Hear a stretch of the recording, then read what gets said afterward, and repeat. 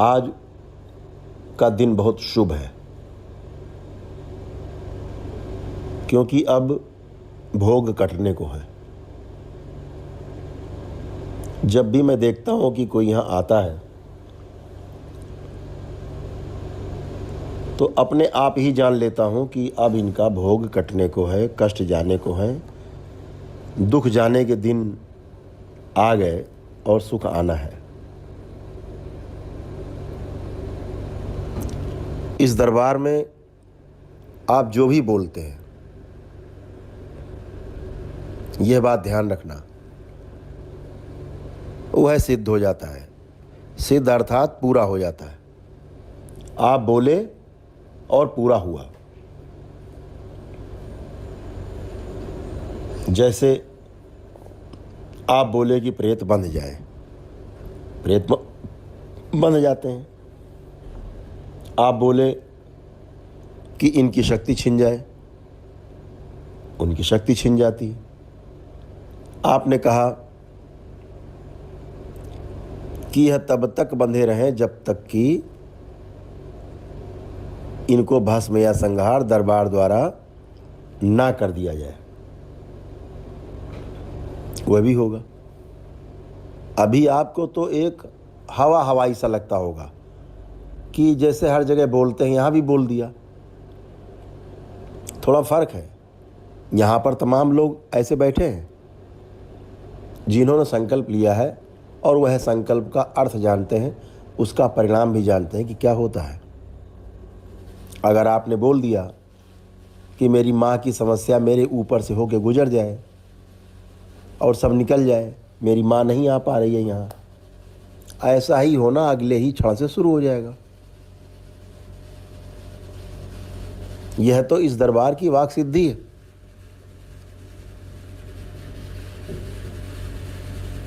एकदम होना ही यही है। जो मैं बोलता हूं दरबार की ओर से वह सिद्ध है, एकदम सत्य सत्य है। जो आप बोलते हो, संकल्प लेते हो, वह भी सही है, वह भी सिद्ध है। जो मैं बोलता हूं वह होगा और जो आप बोल रहे हो वह भी होगा। तो यहाँ वाक सिद्धि है इस दरबार में। यह ध्यान रखना, यहाँ सोच समझ कर ही बोलना होता है। अद्भुत दरबार है ये, जहां पर शिव और शक्ति एक साथ विराजमान है। संपूर्ण ब्रह्मांड में अभी एक भी स्थान ऐसा नहीं है मनुष्यों के बीच में जहां पर कि शिव और शक्ति एक साथ विराजमान हो। इनके एक साथ विराजमान होने के कारण ही यह प्रेत बंधने के बाद फिर कभी भाग नहीं पाते। जितने प्रेत बंधे बैठे हैं, पुराने लोग भी जानते हैं, बहुत भागने की कोशिश करते हैं, दिन रात कोशिश करते हैं भागने की, लेकिन भाग नहीं सकते। ये खुलेंगे, ये जरूर खुलेंगे और इन्हें खोलना भी होगा। लेकिन इस पूरे ब्रह्मांड में किसी की भी हैसियत नहीं है जो इन प्रेतों को कोई मुल्ला मौलवी, कोई तांत्रिक ओझा कोई खोल दे। इन्हें खोलेंगे तो वही भगवान भोलेनाथ, वही माँ कामाख्या, वही हमारे परम पूज्य ब्रह्मलीन गुरुदेव और हमारी गुरु माता जी। यही सब देवी देवतागण ही खोलेंगे इनको, जिन्होंने कि इनको बांधा है। इन दुष्टों की मदद करने वाला अब पूरे ब्रह्मांड में कोई नहीं। आपको निश्चिंत रहना है, क्योंकि अब आप एक मजबूत हाथों में हो, एक सक्षम, सत्य और शीशे की तरह आर पार दिखने वाले ट्रांसपेरेंट दरबार के साए में हो, उसके संरक्षण में हो। पूजनीय गुरुदेव हमारे पिता के रूप में, पूजनीय माता जी हमारी माँ के रूप में, हम सब के माता पिता के रूप में मौजूद हैं। हमें किसी से डरने की आवश्यकता नहीं है।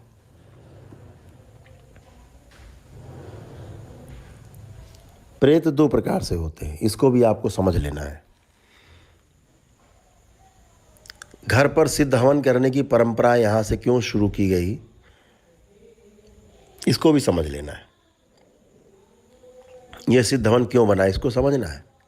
क्योंकि प्रेत दो प्रकार से हैं। एक वह जो आपके शरीर पर कब्जा करके बैठे हैं, दूसरे प्रेत वह जो आपके घरों पर इकट्ठे हैं।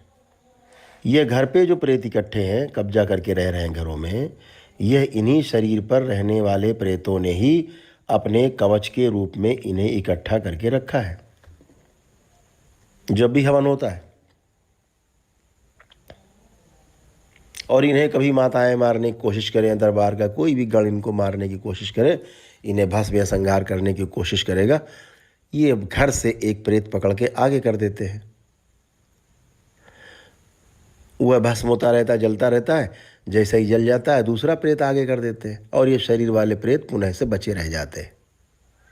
मान भी लीजिए जरा देर के लिए कि दरबार द्वारा आपके शरीर के प्रेतों को ख़त्म भी कर दिया जाए, लेकिन आप घर जाएंगे तो जो आपके शरीरों को टच करके आपके घर में प्रेत गण रह रहे हैं, वह पुनः से ही आपके शरीर में प्रवेश कर जाएंगे और आप जैसे थे फिर वैसे ही हो जाएंगे। इसीलिए यह सिद्ध हवन बना कि जैसे ही आपका 5वां हवन घर में समाप्त होता है, यह प्रेतगण सदा सदा के लिए, जब तक कि आपकी यह शरीर यात्रा है, जब तक कि आपका वह घर है और आप उसमें रहते हैं, यह प्रेतगण हमेशा हमेशा के लिए समाप्त हो जाते हैं। रह जाते हैं आपके शरीर के प्रेत और उनके बंधक आपके पूर्वज। जैसे ही आप 5वां हवन करके आश्रम आते हो, दरबार में आते हो करौली सरकार के, आपसे कहा जाता है कि एक ईंट ला करके जमा कर दें दरबार में। एक मिट्टी की ईंट जिससे मकान बनता है, उसे जमा करना है। वह ईंट आपको 7वें हवन के पश्चात वापस मिलती है, एक यंत्र के रूप में। तो जैसे ही आप 5वां हवन करके आप आते हो, आपके शरीर के प्रेतों को भी माताओं द्वारा 30 सेकंड से भी कम समय में उन्हें भी संहार कर दिया जाता है, क्योंकि अब उनका कवच पहले ही समाप्त हो चुका है घर के प्रेत, तो उन्हें अब यहाँ भस्म या संहार होना ही पड़ता है और आपका शरीर भी खाली हो जाता है, आपके परिवार के सदस्यों के शरीर भी खाली हो जाते हैं। आपसे ही खींच करके उन्हें खाली कर दिया जाता है, क्योंकि यहाँ चिकित्सा आपकी नहीं हो रही है, चिकित्सा आपके किसी व्यक्ति की नहीं हो रही, किसी घर के आपके सदस्य की अकेले चिकित्सा नहीं हो रही है। यहाँ चिकित्सा हो रही पूरी आपकी ब्लड लाइन की, आपका जिनका खून एक है, परिवार एक है, डीएनए एक है। एक भी व्यक्ति अगर दरबार में आता रहे और दरबार के नियमों को पालन करके घर में हवन करता रहे, उससे ही पूरे शरीर, जितने भी शरीर आपके घर में रह रहे हैं, जितने भी आपके परिवार के सदस्य हैं, सभी के प्रेत खिंच खिंच करके उस हवन में भस्म होना शुरू होते हैं और सभी लोग इनसे मुक्त हो जाते हैं। जैसे ही आपका शरीर खाली होता है, आपके पूर्वज जो 25 वर्ष से 50 वर्ष से 100 200 वर्षों से इन प्रेतों के कब्जों में, पीढ़ियों दर पीढ़ियों से कब्जे में हैं इन प्रेतों के, इनके बंधन में रहते हैं, इनके गुलाम बनकर रहते हैं। इन प्रेतों के हटते ही वह भी आज़ाद हो जाते हैं और वह प्रेतों के स्थान पर स्थान ले लेते हैं। इनमें से कुछ पूर्वज प्रेतों के साथ रह करके प्रेतों जैसी भी हरकतें करते हैं, इसीलिए इनका भ्रम, इनका मोह तोड़ने के लिए 6ठा और 7वां हवन किया जाता है। 5 हवन तो आप चाहे तो 5 महीने में 5 हवन पूरे कर लें, हर महीने एक हवन कर लें। चाहे तो आप हर सप्ताह एक हवन करके 5 सप्ताह में आप 5 हवन पूरे कर लें। आप चाहें तो प्रतिदिन एक हवन करके 5 दिन में ही 5 हवन पूरे कर सकते हैं। लेकिन 6ठा और 7वां हवन जो होगा, वह हवन एक एक माह के अंतराल में ही होगा। हर आने वाली अमावस्या के पहले एक हवन होगा, फिर अगली अमावस्या आएगी उसके पहले वो एक हवन होगा। तो छठा और सातवां हवन ऐसे होगा। यह हवन होने से आपके प्रेतों को शक्ति मिलती, आपके पूर्वजों को शक्ति मिलती है। और यह पूर्वज जब शक्ति प्राप्त करते हैं तो इनका भ्रम समाप्त होता है और इनका मोह समाप्त होता है आपसे। और जब सातवां हवन करके आप दरबार में आते हैं आप लोग, आपके ही द्वारा आपके पूर्वजों को जैसे ही आप प्रार्थना करते हो दरबार से, पूजनी गुरुदेव से, गुरु माता जी से कि मेरे पूर्वजों को मुक्ति दे दी जाए, 1 मिनट से भी कम समय में आपके पूर्वजों को मुक्ति मिल जाती और आप लोग सदा सदा के लिए सभी प्रेतों से, पूर्वजों से, सभी संकटों से मुक्त हो जाते हो और आपका परिवार सुख और समृद्धि पूर्वक रहने लगता है। यह आपको ध्यान देना है, आपको हमेशा ध्यान रखना है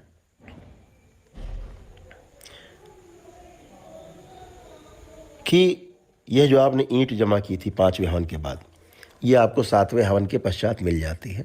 इसे आप जा करके अपने घर में एक सिद्ध हवन करके इसको स्थापित कर देना होता है। किसी एकांत स्थान में घर के ऊपर रख देना होता है, घर के ही अंदर किसी ऊंचे स्थान में रख देना होता है। यह ईंट जब तक आपके घर में रहेगी, प्रेत नाम की वस्तु उस घर के अंदर कभी भी घुस नहीं सकती। ये इस दरबार की आन बान और शान है, कभी नहीं घुस सकती।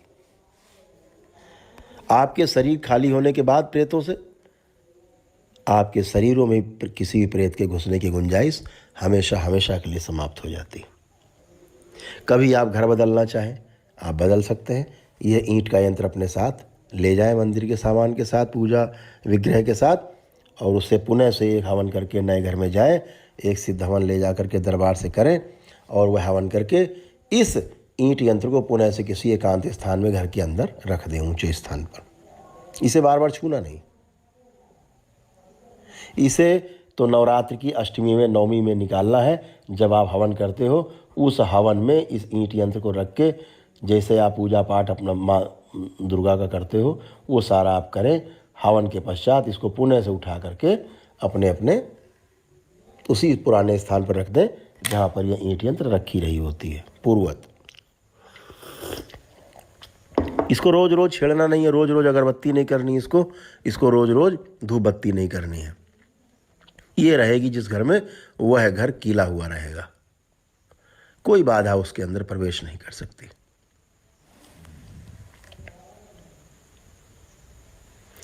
एक बार मुक्त हो गए, दोबारा अभिशप्त होने का प्रेतों से सवाल ही नहीं उठता। यही तो इस दरबार की आन बान और शान है। एक बात बार बार लोग हमसे पूछते हैं, गुरुजी क्या है हमारे ऊपर, जरा बता दो, क्या है मेरे बेटे पर, किसने कराया है, कब से है। भैया क्यों पूछते हो, क्यों अपने दिमाग में कूड़ा इकट्ठा कर रहे हो। यही पूछ पूछ कर और इसके जवाब पा पा करके आप लोग तंग हो चुके हो। यही तांत्रिक और ओझा, यही तमाम प्रकार के मौलवी आपको मूर्ख बना बना करके आपसे धन वसूली करते हैं, डरा डरा करके। आपका डर उनका व्यवसाय है। इन तांत्रिकों से बचो, ये बताने वालों से बचो कि क्या है। इसको आपको समझना है। आपको बिल्कुल भी इस चक्कर में नहीं पड़ना है। हमने बता दिया कि आपके ऊपर ब्रह्म राक्षस है। अब यह ब्रह्म राक्षस तब तक रहेगा आपके ऊपर दिमाग में जब तक आप जिंदा हो। यह बाहर नहीं निकलेगा, शरीर से तो निकल जाएगा, दिमाग से नहीं निकलेगा। हमेशा आपको याद रहेगा मेरे ऊपर ब्रह्म राक्षस था। अब ये था बना रहेगा हमेशा। तो किसी चक्कर में पड़ना नहीं है, यह विशेष ध्यान रखना है। हमेशा होता है यह प्रेतगण, जब सवारी आती है, पेशी आती है आपके घर के किसी सदस्य के ऊपर, तो वह सदस्य बोलता है पेशी के जो द्वारा प्रेत कि फला व्यक्ति ने मुझे भेजा, आपके चाचा ने भेजा, आपके काका ने, आपके मामा ने, आपके पार्टनर ने भेजा है हमको, उसने ऐसा करा दिया इसलिए हमें आना पड़ा, हम मजबूर हैं। एकदम झूठ बोलते हैं ये प्रेत सिरे से झूठे हैं, एकदम झूठ, फरेब, सफ़ेद झूठ, कुछ भी सही मत मानना, महा झूठे हैं ये, एकदम झूठ। ये बोलते ही इसीलिए है कि ताकि आप जा कर के उस व्यक्ति से झगड़ा शुरू कर दो, झगड़ा करो, मारपीट हो, जेल हो, मर जाओ, वो मरे तो जेल जाओ, आप मर जाए तो वो जेल जाए, ये मज़े करते रहें बीच में, इनको आनंद आता रहे, इनको कोई छेड़ेगा नहीं इस बीच में, इसलिए झूठ मूठ का बोला करते हैं। इस चक्कर में आपको पड़ना नहीं। ये पीढ़ी दर पीढ़ी का मामला होता है, यह ब्लड लाइन का मामला होता है, ये अंदर ही अंदर ट्रैवल करते रहते हैं। कभी दादी नानी में था, कभी नानी की माँ पे था, वो ऐसे ट्रैवल करते करते अगली पीढ़ी भी उसकी, अगली पीढ़ी भी उसकी, अगली पीढ़ी करते करते हमारे तक प्रेत इकट्ठे होते रहते हैं। ये ब्लड लाइन का मामला है। ये ब्लड लाइन में एक बार एंट्री करने के बाद DNA सबसे सूक्ष्म इकाई है शरीर की, यह एनर्जी है। प्रेत कोई व्यक्ति नहीं, कोई शरीर नहीं, यह एक एनर्जी है जो DNA में भी प्रवेश कर जाती है। और एक बार DNA में प्रवेश करने के बाद जिनका जिनका DNA मैच करता है उन सब में घूमते हैं, ये ट्रैवल करते रहते हैं। इसीलिए ये जो ट्रैवल करते हैं, इसीलिए बंधन में कहा जाता है कि बंधन सबको करा लेना चाहिए, क्योंकि जिनको जिनको बंधन परिवार के सदस्यों को लगा होगा उनके अंदर प्रेत जा नहीं पाएगा, फिर घुस नहीं पाएगा, जाएगा तो पीड़ा ही पाएगा। तो क्यों जाएगा दूसरे के शरीर में। अभी तो जिसको बंधन लग जाता है, सपोज करो आपके घर में 8 सदस्य हैं, 5 को बंधन लग गया, 3 को नहीं लगा, तो यह प्रेत 5 में नहीं जाएगा। 5 में किसी के अंदर है तो वो 3 में घुसने की कोशिश करेंगे, क्योंकि वहाँ उनको आराम मिलेगा। 5 के अंदर जब भी वापस आएगा उसे कष्ट मिलेगा, क्योंकि बंधा हुआ है। रह गई बंधने की बात, बंधना तो प्रेत उसी दिन बंध जाता है जिस दिन आप YouTube चैनल पर या किसी मोबाइल पर आप वीडियो देखते हो या आप चर्चा करते हो करौली सरकार की, आपके प्रेत उसी दिन बंध जाते हैं। तो फिर आप पूछोगे कि गुरुजी आश्रम में आकर के बंधन लगाने का क्या मतलब हुआ। साफ है, घर में प्रेत बंधना वीडियो देखकर ऐसा बंधना होता है जैसे एक बकरी को लोग गांव में एक खूंटा गाड़ के मैदान में 50 मीटर लंबी रस्सी में बांध देते हैं। वह बकरी चरती रहती है, उसको लगता है वो स्वतंत्र है, लेकिन जैसे ही 50 मीटर की दूरी वह पार करने लगती है उसको झटका लगता है, बकरी को, उसे लगता है कि मैं बंधी हुई हूँ। इस तरह से बंध जाते हैं एक लंबी रस्सी में, तो ये बाहर नहीं भाग पाते। यह केवल आपके DNA में जिनके मैच करते हैं परिवार के सदस्यों में, उनमें ही घूमा करते हैं, ये ध्यान रखना। लेकिन आप जैसे ही दरबार आते हो और यहाँ बंधन लगाया जाता है, तो ये बंधना इस प्रकार का होता है जैसे कि किसी एक व्यक्ति को पेड़ के तने में रस्से से बांध दिया जाए, पैरों से लेकर गर्दन तक। इस बंधन का अर्थ यह है, यह बहुत ही कष्टकारी बंधन है। प्रेत इसी बंधन से बचने के लिए परिवार के जिस भी सदस्य में बंधन नहीं लगा होता है उसके शरीर में घुस के आराम फरमाता है। इसीलिए यहाँ दरबार से कहा जाता है कि जो बंधन घर में जिनको नहीं लगा है वो यहाँ से ले जा कर के सिद्ध बंधन अपने परिवार के सदस्यों में बांध अवश्य दें, ताकि प्रेतों को आराम कहीं न मिलने पाए। और 5 हवन होते होते उनके अंदर, प्रेतों के अंदर इतना भावना आ जाती है कि जल्दी से इस कष्ट से हम लोग मुक्ति पाएँ, भारी कष्ट मिल रहा है, और इनका घर भी साफ़ हो, यह भी साफ़ हो, और हम लोगों का भी उद्धार हो, और हम लोग भी यहाँ से आगे बढ़ें, हमारा भी अगला जन्म तय हो। मैं बार बार कहता हूँ, हमेशा ध्यान रखो, भूल जाइए आप लोग, कभी भी किसी भी दरबार में आप गए हों, श्रद्धा अलग चीज़ है, किसी भी आप दरबार में गए हों, इसको हमेशा ध्यान रखना है।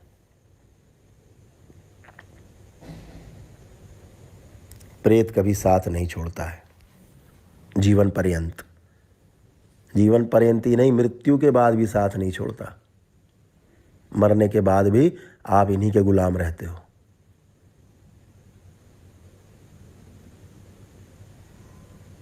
ये आपका साथ नहीं छोड़ते। प्रेत को कोई दरबार साथ नहीं छोड़ा सकता, प्रेत को कोई भी ओझा साथ नहीं छोड़ा सकता, कोई मौलवी साथ नहीं छोड़ा सकता। मार पीट कर कुछ दिन के लिए शांत कर सकता है। दरबार में प्रेत गए, पीटे कुटे, आप 1 महीने बाद फिर दरबार नहीं छोड़, कभी साथ नहीं छोड़ता है। जीवन पर्यंत। जीवन पर्यंत ही नहीं, मृत्यु के बाद भी साथ नहीं छोड़ता। मरने के बाद भी आप इन्हीं के गुलाम रहते हो।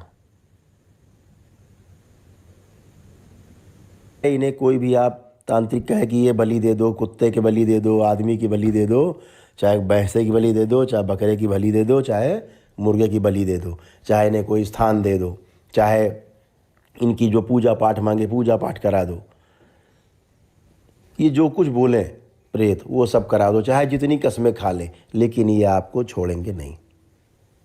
इसीलिए तमाम दरबारों में आप जाते हैं, आपके प्रेत उनमें घुस गए, उनके प्रेत आप में घुस गए, क्योंकि प्रेत खुले हुए हैं।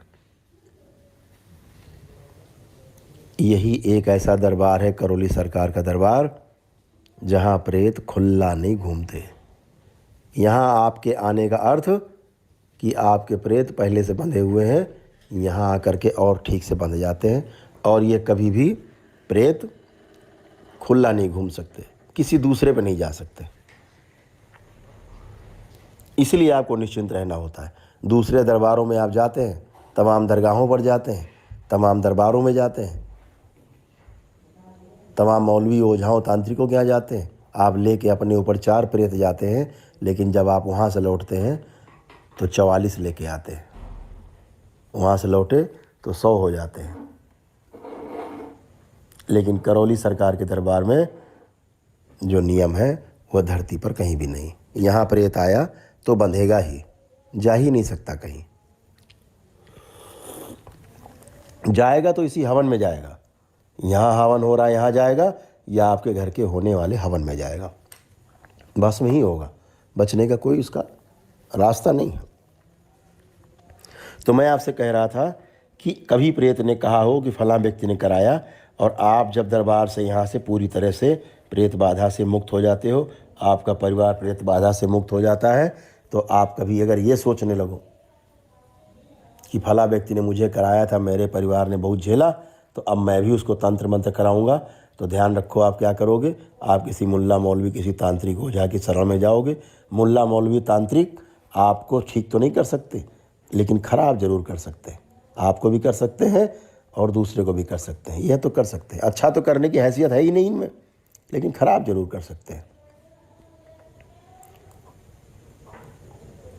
लेकिन ध्यान रखो, आप दरबार के सुरक्षा कवच में हो। ठीक होने के बाद इस धरती पर आपको दोबारा कोई प्रेत बाधा से ग्रस्त नहीं कर सकता, आप पे कोई तंत्र मंत्र नहीं कर सकता। आप दरबार के सुरक्षा कवच के बीच में हो।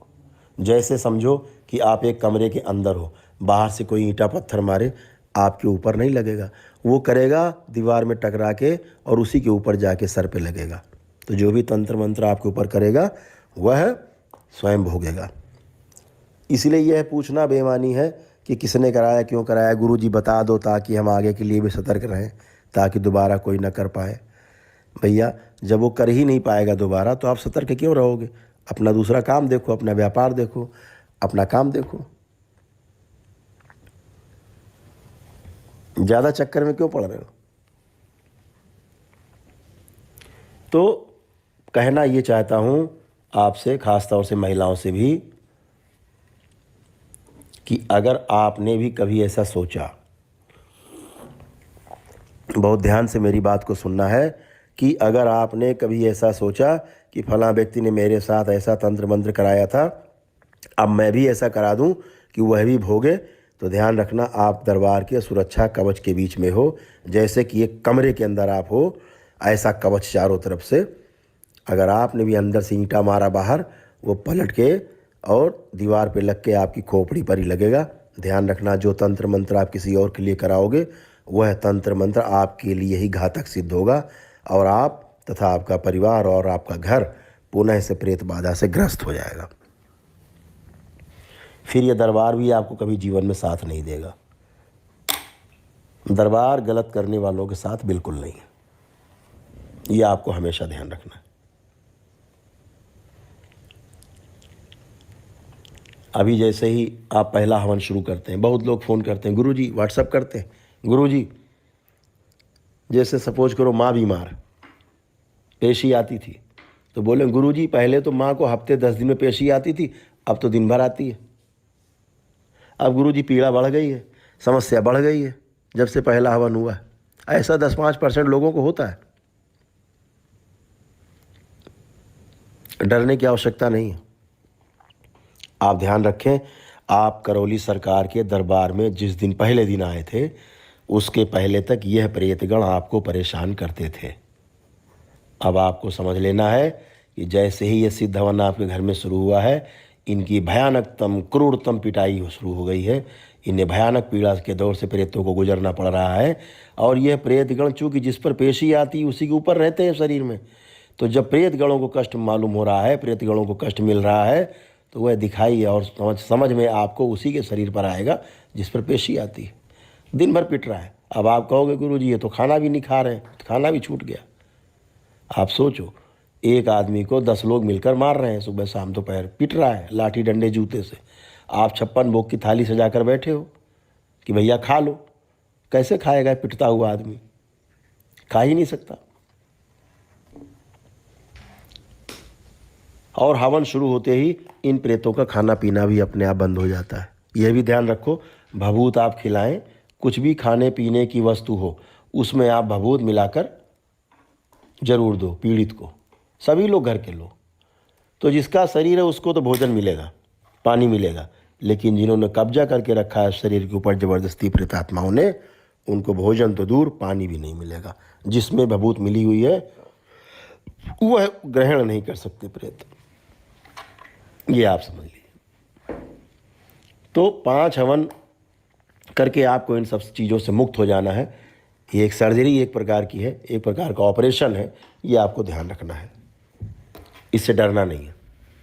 यह पीड़ा प्रेतों को हो रही है, आपको नहीं हो रही है। दरबार का नियम है, जिस पर पेशी आती है उसके ऊपर जो मुखिया प्रेत होता है उसको पकड़कर खींचकर सबसे ऊपर बांध दिया जाता है, ब्रेन के पास, हृदय और ब्रेन के बीच में हमेशा वही रहता है। उसने ब्रेन रीड किया हुआ होता पहले से। अगर आपके बच्चे को समस्या है, वह प्रेत आपका बच्चा बनकर ही आपसे बात करेगा। आप भ्रमित हो जाओगे। वह बोलेगा पापा मुझे कष्ट हो रहा है, आप कहोगे अरे मेरे बेटे को कष्ट हो रहा है। वो आपका बेटा नहीं, वह प्रेत है, ध्यान रखो।